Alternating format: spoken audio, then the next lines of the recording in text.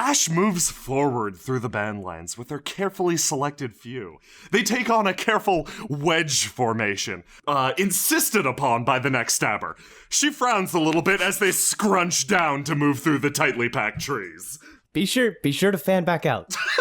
I say to them, and then quickly pose it at them as well, turning to the iguana masked band to see if I said the right thing. He nods quickly with a cheerful aura. The entire company grinds to a halt to pose in response. Thark stares over at Ash. I don't want to sound hypercritical, but you're going to. Yeah, you're doing a good job. Thanks, Thog. The group fans out again the second they clear the trees. Speaking of hypercritical, is your gun loaded? Huh? Oh, yeah, I'm a little low on, bullets. But, no, I can make do. Okay, good. Trip to civilization at some point in the next few months would be nice. I kind of miss bathing and, There's creeks and rivers, Thog. Yeah, exactly. You can bathe in creeks and rivers. Oh, and I have. We're being too loud. We're being too loud. We have to quiet down. Thug grumbles. Just keep your eyes out. There's supposed to be something weird going on in these woods.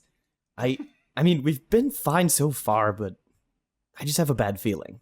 Just then, as if hearing your invitation, an individual stumbles out of the woods, clutching his arm. My eyes immediately shift over the fox mask band. My blade already drawn. I take a step back. They're clutching their arm and stumbling forward, bloodied. They take a single, unsteady step towards you. Seeing the wound, I quickly step forward and attempt to brace them as they fall. Just as you move in to support the man, his legs give way. He falls over, slumping against you. He reaches up a single hand and then, suddenly a rush! From behind you, you hear the rapid snapping of branches. Something dashes from the woods, a shadow amidst the leaves. You hear an impact, hollow, brutal. For a split second, you see an individual, eyes flashing. He vanishes with his prey. Fuck! No! What the hell was that? Where's Iggy? The wounded man in your arms in the middle of his trauma falls, breaks off slightly, slumping to the side. His moment is completely ruined. Iggy, what the fuck? Iggy, really? The band with the iguana mask, where'd he go? He was just right there! Yeah, no, I heard that too. It was like a big... I don't know what that was. What the fuck? Just watch my back for a second, okay? Saying that, I quickly turn back to the fox masked band, and attempt to tend the wound, while communicating best I can, to him. What happened? Who did this to you? You notice some precision wounds around his upper arm and, bizarrely enough, needling his back. It's strange, but they're quickly closed up. These were not meant to, kill, merely disable. A startling thought runs through your mind. My gods, whatever it was, they cut his posing muscles. My eyes go wide as I realize this. As I attempt to stitch the muscles back together, granting the band speech once more. What are you able to communicate now? What happened? Who did this to you? Was it the clan leaders? Are there armies here? The man shakes his head and then rapidly poses a few phrases at you. He quickly shows you the midnight mummy of the unknown, showing that he was caught completely unaware by a monster of unknowable proportion and power. He follows with the symbol of the transient souffle, showing that it passed in a mere instant. You get any of that? Yeah, I did. He says that he was attacked. He didn't see who attacked him, and it all happened too fast. So exactly what just happened. I turn around, leaning past Thog, and fuck. I see someone missing already. Close in! Get closer! Move away from the woods! We're under attack from an unknown enemy. I have no idea who it could be, but it wasn't... I glance over at the Bat Mask band moving deeper into the woods, and then I turn back down to the Fox Masked band. You said it wasn't the clan leaders. He flashes you the pose of nah by shaking his head. Okay, I gently set him on the ground and let the let the slithering sparks do the rest of their work. Standing, I retrieve my blade and level it at an unknown enemy. Fuck. I turn to Thog. All right, look. We're at a severe disadvantage right now. I have no idea who the enemy is. I have no idea how they're going to attack us or when they're going to do it again. But we need to find out who it is, and fast. We need to stick together. We need to move over to where Iggy was taken and figure out if there are any tracks, anything we can use to find the enemy. Well, I've had a lot of recent experience with woods ambushes thanks to your friends, Thog says, casting his eyes across the trees. At the same time, this is probably bait, like, whatever it is wants... Yeah, obviously, right? Obviously! Yes, obviously! You know how you deal with this shit? You don't take the bait! Right! I know, but we can't just leave them to die! You know, I'm gonna hold back what I was gonna say because you'd call me heartless. So, yeah, we can't just leave them to die. Thog says, staring back straight ahead. You're heartless, Thog. Yeah, thanks. It's kept me alive so far, thank you very much. Well, good. Now I'll keep you alive. I shove Thog back and start pushing him over to where Iggy vanished. Before I move, I try and help up this fox-masked man. He stands easily. All right, just stay close. What's your name? I'm sorry. We'll have to do that later. For now, I'll call you Foxy 3. I quickly glance back over at the other two fox-masked band. Yeah, same naming scheme I use. Thug A, B, C sometimes. Well, it's D easy. if I was lucky. I come up with better ones later. I pivot around Thog and move over to where Iggy vanished. Trust me, Ash. You never will. It's just too damn convenient to call them by numbers and letters. Yeah, you're heartless, Thog. I'll come up with a better one later. I motion for them to keep an eye on my back and also the woods as I kneel down to see where Iggy's footprints are. Footprints are it's a stretch. It's a drag mark, a big old drag mark. I glance up at Thog and motion with my head towards the direction the drag marks go in. Yeah, it's a trap. Thog, we've been over this. I know, Yeah. but... Listen, I don't know if our attacker speaks Banian. I don't know what their language is called. You obviously don't speak it. So, Thog, you're going to follow me. Okay. The rest of you, I then quickly pose out my plan to the remaining ban. I begin with the pose of the turtle defeating the hare, and then finish with the pose of the owl seizing the hare and feasting. Okay, so what I'm getting from that is victory is achievable, but transient, and things that come will surely also pass. Am I getting that right? No, not at all, Thog. Listen, once we get Iggy back, you need to take lessons too. I don't want Let's go. I grab Thog and start dragging him. You could not pay me enough. Well, you're not going to get paid. You're going to do it anyway. I start marching off into the woods with my blade drawn, and I nod back to the band, hoping that they follow through with the plan I gave them. You step into the woods dragging Thog. You walk with a sense of purpose, having recently communicated what you believe to be a brilliant plan. However, your footsteps betray you. In an instant, your foot falls exactly where it shouldn't have, connecting with what appears to be a tiny, fine bit of wire. Your adrenaline spikes as the weight shifts. You triggered something. Act now! I immediately push Thog back. Something hard connects with your upper shoulder, driving your body backwards. Like a ragdoll, you spiral through the woods, connecting with branch after branch. Your body goes limp, rolling down a hill that you hadn't noticed was there. No. With a thump and a thud, you follow for a second a path that, it occurs to you, Iggy must have come this way. Gregor and Marcus enter into the rowdy, noisy, raucous beer hall. On all sides are Gold Clan guards, dressed in, armor that's clearly seen better days, better years even. These guys have been out here a while, that much is clear. However, their spirit seems undiminished. You hear loud calls of, yeah, and then I rode the dire horse into the river. The river? You know, they sustain themselves on water. They just regenerate. This, seems like this is a conversation I honestly want to get in on a little bit, but at the same time, I'm fiercely intimidated by this fiercely intimidating aura. You guys got this, right? No, I think we got this. Do you got this, Gregor? Yeah, why would we be here if we didn't got this? Okay, well, if you got this, I'm gonna get the outside where I'm less likely to have to deal with the rough and Okay, just don't let them rowdy. smell your fear, Kier. Okay. I'll mask. All right. I'll mask the scent. Kier pulls out something and begins to spray it into the air. All right, when you're outside, wait until there's actual airflow, please. No one gets in or out. Kier mumbling to himself wanders outside. He continues spraying whatever the heck it is. Don't. Oh, okay. We're good. Dog's not here. Okay. Nothing. No risk of fire. Oh, that's good. I see some candles burning on some of the tables. Yeah. No risk of fire. Gregor strides in confidently. The guard who was walking with you places a hand on your shoulder. Right this way, Tornado Man. I place a hand on his shoulder. He motions you over this way. Oh, yep, you just A line of individuals sweeps in between you and Gregor. They menace you. Hello?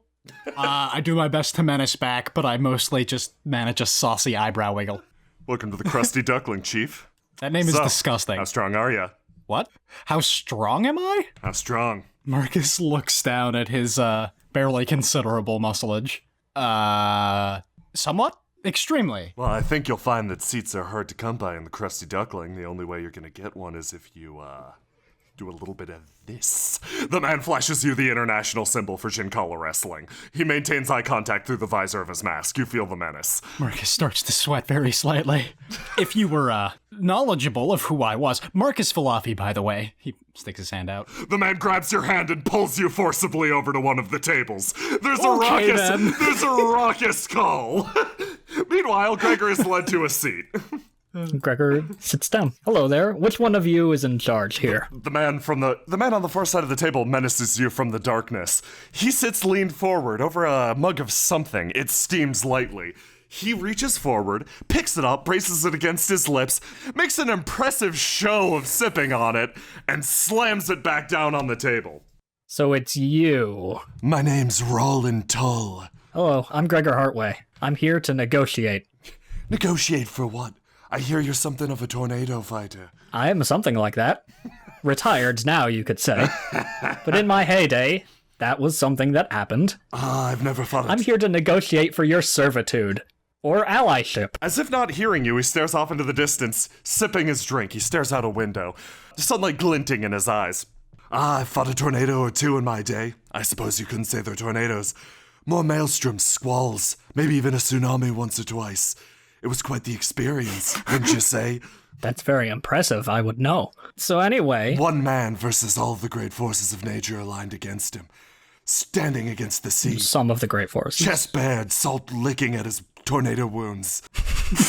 Such a thing as closer than blood, a kinship shared only between those who fight disasters, wouldn't you say? Between you and me, or you and the sea? What was the name of your first? Anyway. Your first tornado, of course. I'm here to get you and your fine fellows as allies. How about it? We can fight tornadoes. Now, what makes you think that I would become your ally? Do you have any particularly whimsical tales? Anything that would compel me to servitude? Because right now, if you're coming at me with the tornado story, well, we've got plenty tornado stories around these parts, don't we? The entire bar roars in unison. Ah! Yells Marcus along with them.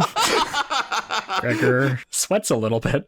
Roland stares you straight in the eye, Gregor, a grin on his face and a gleam in his eye, and he extends a hand. So, what's the best you've got? I have plenty of stories, full of both whimsy and disillusion.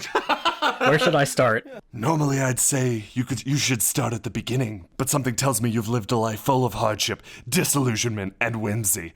How about you hit me with your greatest hits? Well, once upon a time, when I was 8, my village got raided. Now, if Marcus and Gregor had been accompanied by their erstwhile companion, Inian, they know that this particular group of individuals, Cold Clan guards, I suppose, were exiled from Jinkala for breaking one cardinal rule. None were stripped of their titles, arrested, or even imprisoned. They simply committed a faux pas so heinous they could no longer be accepted around the capital. They, as Honorians, deigned to speak something other than the truth. This particular group of individuals, indeed grizzled and battle-hardened, loved nothing more than to share tall tales, exaggerated exploits of heroism, and, well, whimsy. What Gregor was performing at this exact point in time was intentionally/unintentionally a rite of passage amongst this particular group of guards. And then, after a really cool-looking battle, they rode off. Did I mention how great it was? And that one really wasn't about me, but you can see how it affected my life. You paint quite a picture. Gregor puts away the crayons.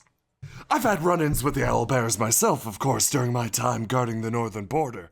Karavian owlbears, bigger and nastier than any Renalian owlbears. Really? So you've been to Renelin? No, but I've heard tales of the Outriders. Hard not to around these parts. So you know that there's no topping my story. Now that, my friend, is a challenge that I'll just have to take up. Well, I'll take it up too. As I was saying, these Karavian owlbears. Now when they're undead, you can mess with any sort of proportion owl to bear.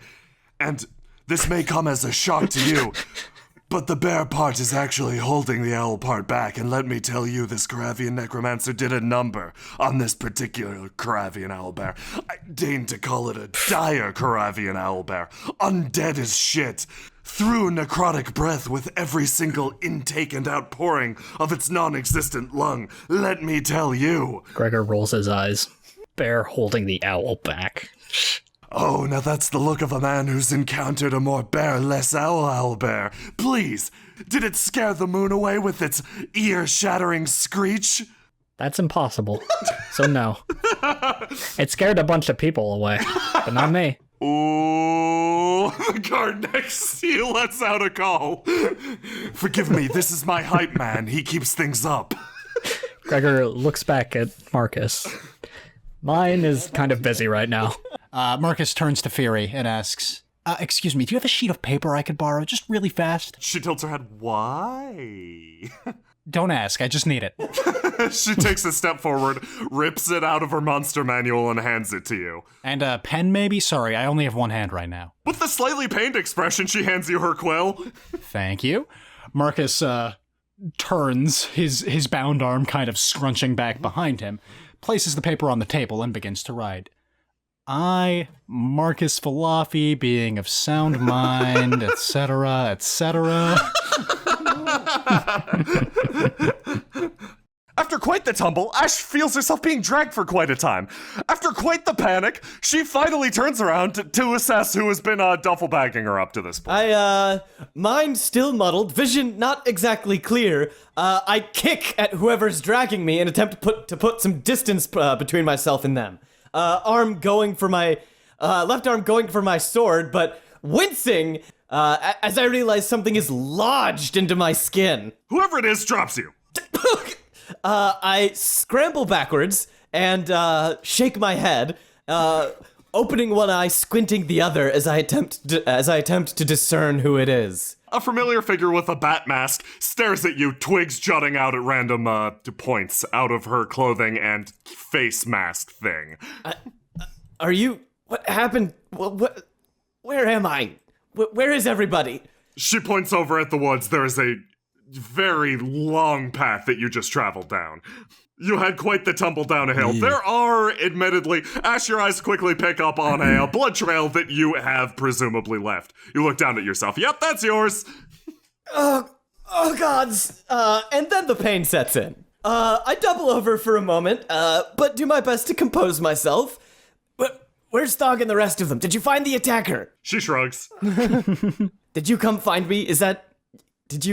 You're the one that came to help? She nods. Did you not... Thank you, I think. She shrugs. Do I feel any menace from her? Oh, yeah. Okay. I somewhat unconsciously continue pushing myself away from the bat-masked band, as I do my best to struggle to my feet, putting weight on grinding bones. I glance around. Where's my sword? She quickly glances around and wanders into the woods for a moment, disappearing with a, surprising speed. She returns with your short blade. It is completely covered in tree sap. I stare at her as she approaches me, with the blade pointed towards me. She flips it around and holds it out to you pommel first. I reach out for it, but then quickly pull my hand back and say, "Can you hold that for a second? I need a free arm." And then, after putting it off, I look down as best I can at my left shoulder. What's the damage? There's a whole lot of red where there should be green and brown. Okay, give me a second. As you begin to work on healing yourself, she wanders away, holding the sword. She stares down at it. After having flipped it around, it is now completely stuck to her hand. She kind of waves it listlessly, trying to get it off. Wait, just stick close. The attacker is still around. Okay, here we go. Okay. I drop what I'm presuming is a crossbow bolt on the ground, and set to work stitching my shoulder back together. There's a couple pops, and after several moments, I start rolling my shoulder, making sure that it works well enough.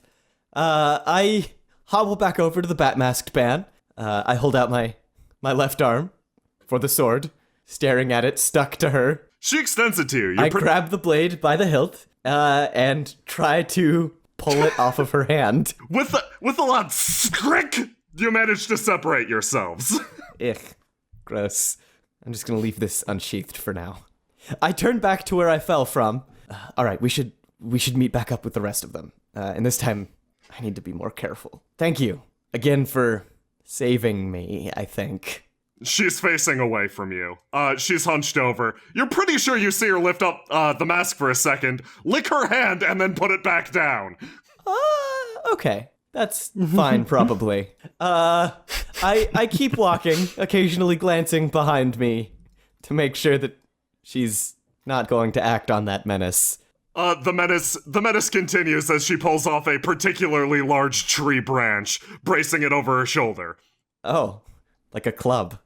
She pulls out an ornate knife and stabs it through the tree branch. Like a spiked club. Great. She tests the weight of it in her hands.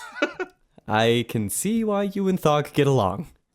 During the short period of time that Ash was, let's say, distanced from the group, everything quickly went to hell. Thog, during that split second of crisis, was saved by Ash's quick thinking. A shove that pushed him clear of what was a crossbow hidden amidst the brush. While the white-haired one vanished, he, along with his band's supporters, came under the rapid assault of something that attacked from the brush. Back the hell up, Thug roars, rolling backwards into the clearing, combat style. He takes one look up and around, just in time to catch a figure darting from the woods, slicing at one of the band. It ducks low under its weapon, darting back into the brush. The woods go silent for a moment. Come on, closer, closer. If Ash were here, what would she say about this formation? Come on! They press in around the thug. There is a rustling that spreads throughout the woods around them. Sweat beading on his brow, Thug keeps an eye on the woods. Unfamiliar territory all around. He's used to twisted mazes of concrete and wood, not all this foliage crap. Something strikes from the tree line, hitting one of his band companions broadside. The band whirls, weapon raised, staring into the tree line. No, you fucking idiot! And just then, as it had happened multiple times over this previous engagement, the figure from the woods strikes at the distracted twosome, grabbing one of the fox-masked individuals and disappearing back into the trees. When are you gonna figure out he likes throwing shit before attacking? Thug shakes the man. Okay, calm down. Dealt with worse. Doesn't have a fucking Gun, Thug says. Suddenly, something clicks within the thug's mind. He carefully braces the bottom of his gun against his palm. Okay, next time you pin him down, I'll get him, okay? Thug says, nudging the individual behind him. There's a rustle through the trees. Suddenly, all is still in the glade. Thug lets out one rattling breath. And then, from the woods, comes another strike! Clang! Another rock impacts the mask of the band behind Thug! The band whirls! What the fuck did I just say? In a blur of motion, the shadow is on the group, grabbing at the band. However, Thug this time was ready.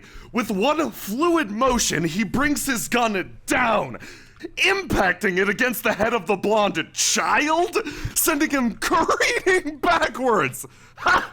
Ah! Thug dives forward and pins him. Oh my god, you! Help! The band assists. Breathing heavy, Thug returns the gun to his holster, making sure to keep his hands on the murderer in front of him. Okay. If you'd come at me with overwhelming force or some vaguely magical bullshit, you might have worked, but I've been dealing with killers like you and bullshit sneak attack chumps my entire life. Zelvetta's eyes darken for a moment. In his shoulder, there comes an unpleasant crack. His arm suddenly growing as limp as a Marcus. He kicks off the ground, pushing himself backwards out of the grasp of both Ban and Thug alike. He stands for a moment, showing a glint of something unusual in his eye. He darts backwards, vanishing amidst the trees. Thug stares out. We gotta catch him again. The man looks unbelievably tired. He grabs the ban, spins him around, places him forcibly back to back. In situations like this, you go back to back. At least you look fucking badass dying this way. He eyes the woods around him. He tentatively begins to unbutton his shirt. Really hope Ash is okay out there. It's been a good 15 minutes since the conflict began. The woodland, labyrinthine, stretches out before her, taking unexpected turns. For a time, there was sounds of conflict, creatures skittering amidst the branches around her. However, it all grew worryingly silent. Unable to find any of her companions or the individual that attacked them, Ash pushed on. Drenched in sweat, she and her companion... And blood. Don't forget blood. And blood, of course. Who could forget the blood? She and her companion pass deeper into the woods. The temperate climate growing a little much for them. The Batmask band behind you swings her club, occasionally slamming it into a tree. I finished taking a deep swig. I finished taking a deep swig from my water skin and resume inspecting the trail in front of me, ensuring that I don't get even more lost. The Batmask band walks up alongside you, runs her forearm over the front of her mask, wiping the sweat away, produces a water skin, produces a cup, pours the water skin into the cup, lifts the mask up for a moment, and slams it into her own face. She then replaces the mask. As she does so, I get a tad distracted and try and peer under her mask. She turns and stares at you. The menace resumes. I quickly avert my gaze. I resume walking, blade still drawn, still on edge, but curiosity, gnawing. So, I noticed that you don't have, that your mask isn't, stuck like the others. Which means that yours isn't, I gesture back to her, cursed. So, you can talk. She freezes. The realization apparently hitting her for the first time. So, why don't you talk? She shrugs. Okay. I shrug back. I scratch the back. Okay, I was just gonna ask, could you not do that? We're trying to sneak through the woods. The second thing I was going to ask is, I gesture to the large ears sticking out at the top of her head. Do those let you hear better than normal? Well, I guess you wouldn't know what normal is. She points to the ear on her mask. I mimic ears on my head with my hands. Can you hear sounds of battle? If so, can you point us toward them? She points straight down the path. Okay, so same direction. I just wanted to be sure. Slam! Please don't do that anymore. Here's my plan. There's an unknown attacker. I want you to keep your ears and eyes open. We're trying to meet back up with Thog. We're trying to find Iggy and the others that got taken. This is an incredibly dangerous situation, and we need to be very careful. And like, I know you don't really like me, but we have to work together, okay?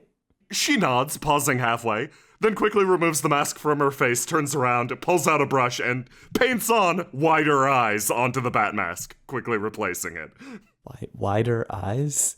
I puzzle at it for a moment before the realization strikes me, and I stone-faced turn around, keep walking. She travels behind you, hefting the club. I am careful to make sure that my footfalls are quiet, that I avoid twigs, branches, etc., etc. My blade is drawn, left hand, I bear it in my left hand and keep my right ready for, as Marcus would put it, whiz-biz. You enter into a glade, the color of the trees shifting, the air growing considerably cooler. Before you, as your eyes adjust to the lower light, you recognize something. Figures strewn about. Steel covers the floor of the glade. And in the distance, you recognize two familiar figures beneath a vibrant blue tree.